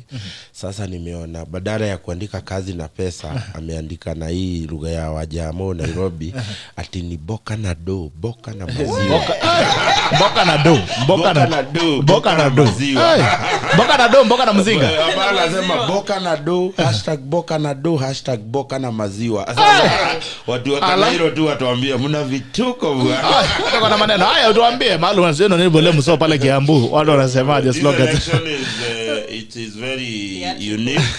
Hata bloggers kama anaitwa aje huyu mtu ya Azimio huyu anasimama Keleleshu wa Robert Arai. We want to congratulate you. You are finally away from the keyboard. Jamaa amesonga, lakini nimesikia pale Keleleshu things are very elephant. Nimesikia vile mambo inapelekwa pale ati hawataki mambo ya ati hawataki kelele, lakini nimeshangaa bana. These guys when you're driving down through Kileleshwa, posters zile zimewekwa kwa barabara, I don't know we'll be able to deal with that.